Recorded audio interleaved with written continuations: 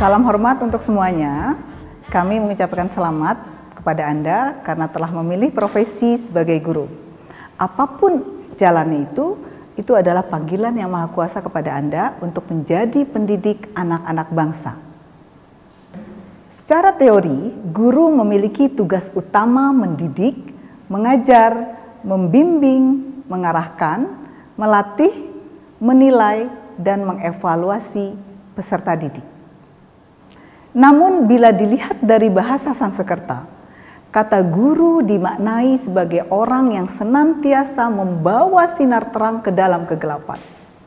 Semakin gelap kondisi lingkungannya, semakin bermakna kehadiran guru. Selama ini, banyak yang beranggapan bahwa pekerjaan utama guru hanya menyampaikan materi ajar di depan kelas, hingga peserta didik menguasai dan kemudian mengujinya melalui hafalan. Padahal, setiap peserta didik adalah manusia yang unik, yang memiliki potensi yang berbeda satu dengan lainnya.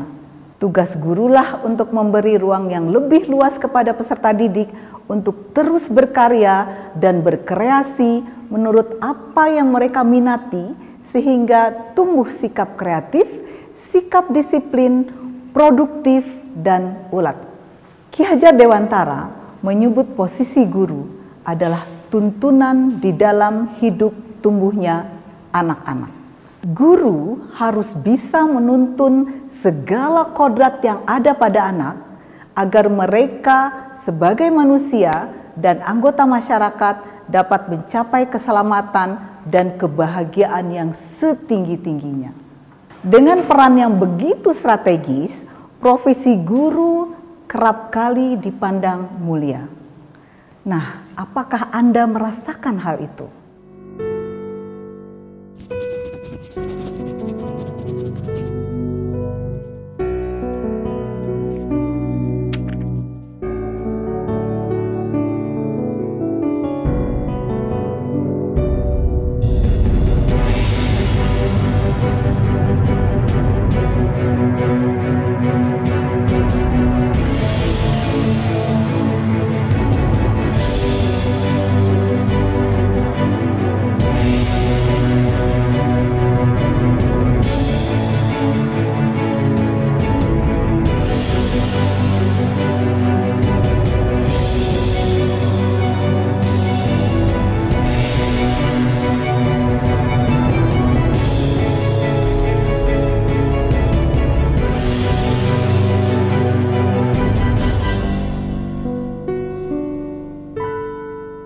Sebagai penuntun, seorang guru harus memiliki 4 ciri dasar. Apa itu? Yang pertama, harus memiliki integritas. Yang kedua, bisa dipercaya. Yang ketiga, memiliki pengetahuan luas. Dan yang keempat, selalu menebar kebaikan. Tapi tahukah Anda, apa itu integritas? Ya, integritas adalah perilaku konsisten dari apa yang dipikirkan, yang diucapkan, dan yang dilakukan dengan patokan pada kebenaran menurut nilai moral dan nilai agama. Sederhananya, integritas berarti melakukan sesuatu yang benar walau tidak ada orang lain yang melihat kita. Misalnya, pada suatu pagi ketika Anda berkendara di jalan yang sepi dan Anda mendapati lampu lalu lintas di perempatan jalan menyala merah, maka Anda akan berhenti, walaupun tidak ada petugas ataupun orang lain yang melihat Anda.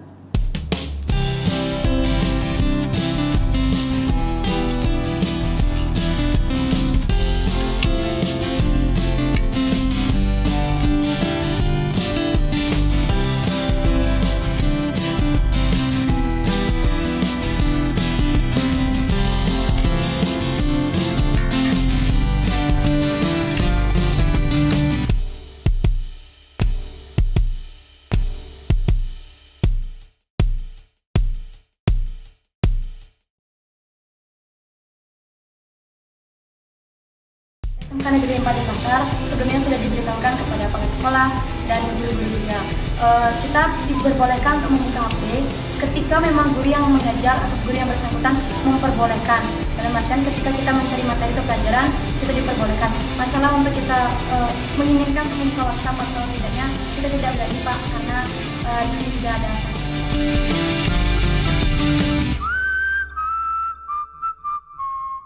Korupsi? No. Anti korupsi? Yes. Sebagai pembawa terang, sudah sepatutnya guru menjadi contoh yang baik untuk peserta didik, termasuk dalam praktek perilaku berintegritas.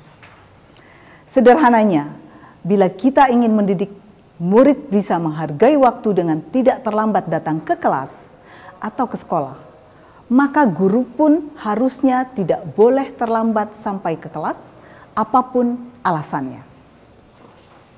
Dengan demikian, guru yang berintegritas akan berpotensi menghasilkan peserta didik yang juga berintegritas.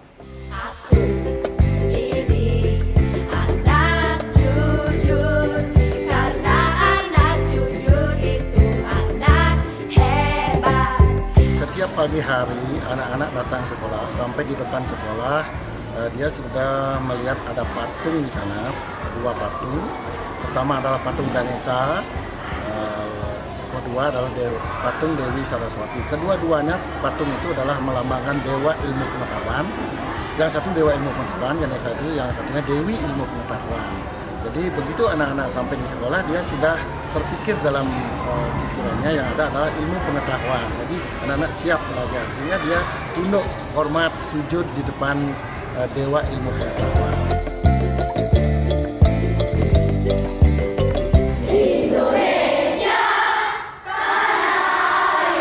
Mulailah dari kita sendiri, menjadi contoh baik untuk orang-orang di sekitar kita, orang-orang yang kita kasihi, peserta didik, anak, keponakan, dan lain sebagainya.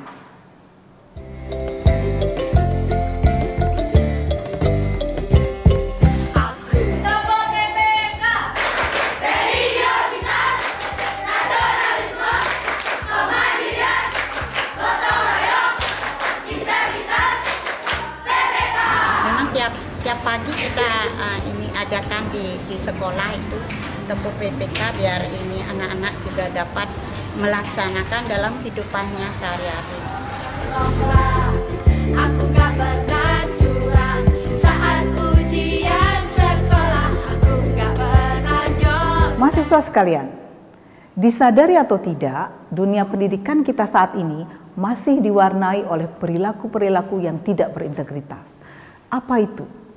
Contohnya, melakukan markup nilai, melakukan kong-kali-kong, menyalahgunakan kebijakan zonasi dalam mutasi guru, mutasi siswa, sertifikasi, pelaksanaan ujian termasuk ulangan harian, pengisian nilai raport, dan ketidakadilan dalam pelayanan kepada peserta didik. Jika demikian, berarti ada yang hilang di sekolah kita. Kemana integritas kita? Di mana pendidikan karakter kita? Budi pekerti dan pembiasaan kebaikan di sekolah. Apa tidak cukup keteladanan yang dicontohkan oleh guru-guru kita selama ini? Banyak dari kita sebagai pendidik lebih menyukai mengajar peserta didik yang penurut, yang tertib duduk mendengarkan dengan baik apa yang kita sampaikan, yang tidak banyak tingkah, tapi sebenarnya atas nama belajar, mereka berada dalam posisi yang terancam. Karena bila tidak belajar, mereka tidak akan lulus ujian. Yang paling buruk adalah mereka tidak bisa naik ke kelas selanjutnya. Proses ini mengingkari makna pendidikan. Dalam jangka panjang, akibatnya anak tidak mengetahui potensi diri dan keunggulan mereka yang sesungguhnya. Maka ketika juara, mereka merasa paling hebat, sehingga memandang rendah orang lain. Nah, lama-kelamaan akan muncul sifat egois. Sifat selalu minta dihargai, mudah menilai negatif kepada orang lain, berat memberikan pujian, sulit meminta maaf, rentan terhadap stres. Mereka mudah putus asa, selalu takut gagal, sulit menerima kenyataan, bahkan mudah menyalahkan orang lain atas kegagalan yang mereka alami. Kondisi seperti ini memudahkan mereka untuk terasuki paham-paham radikalisme.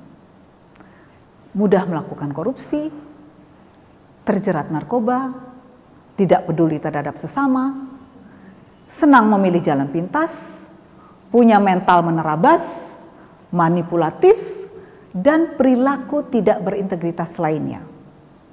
Bisa kita bayangkan apa yang akan terjadi ketika mereka memasuki dunia kerja kelak, ketika mereka memegang jabatan, ketika mereka kelak menjadi pemimpin, bahkan ketika mereka kelak menjadi guru.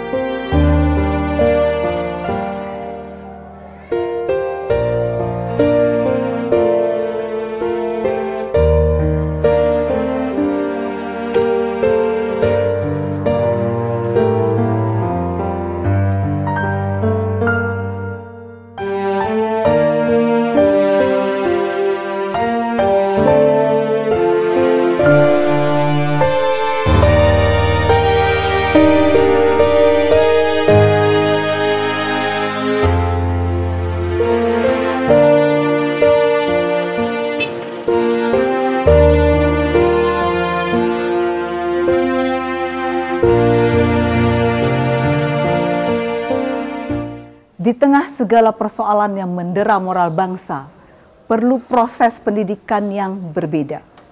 Dimulai dari cara pandang yang berbeda, diperlukan upaya yang tidak biasa dengan cara pandang yang juga tidak biasa. Inovasi sekolah kami sebut dengan Albert Idaman Spensa.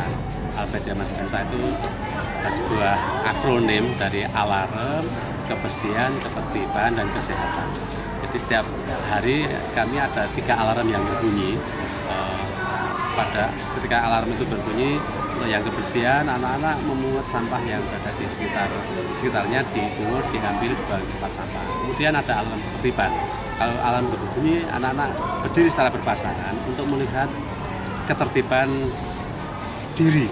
Mulai dari ujung rambut, potongan rambutnya, atributnya lengkap atau tidak, ikat pinggangnya, kemudian seragamnya sesuai dengan kebutuhan sekolah atau tidak, sampai tali sepatunya itu sesuai dengan tali yang sudah kita sepakati atau tidak sepatunya.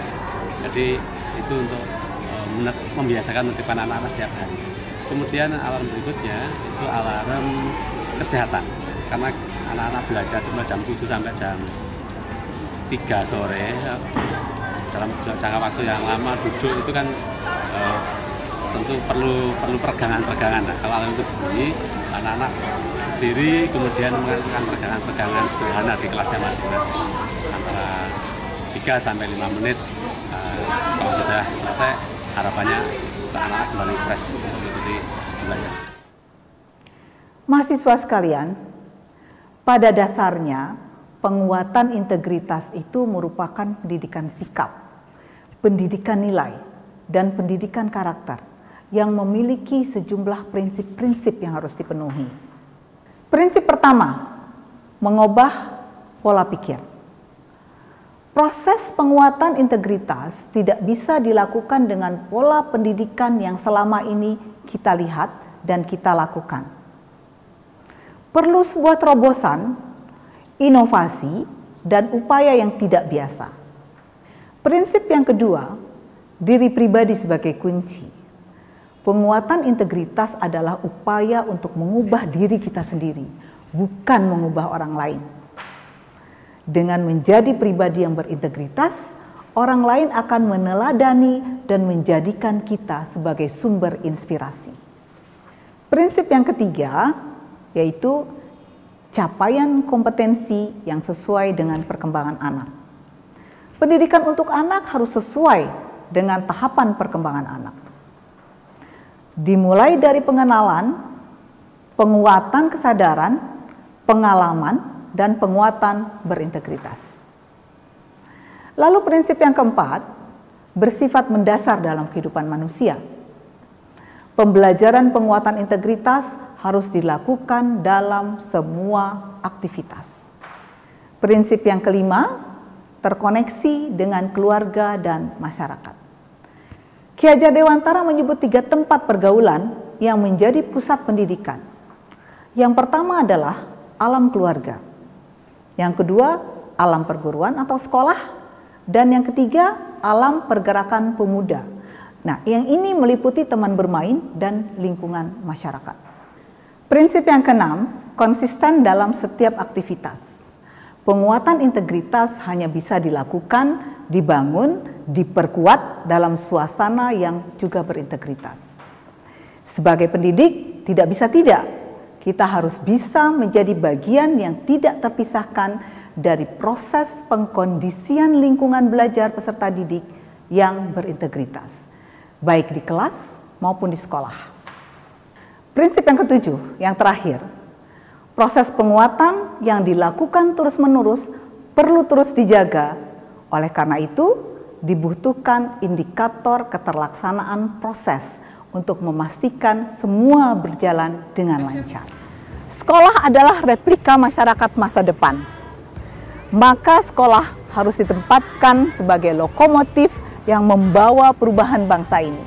Mari kita bergerak aktif, melakukan perubahan dengan cara yang berbeda, dimulai dari pembangunan jiwa, pembangunan budaya yang diawali dari diri kita, kelas kita, dan sekolah kita.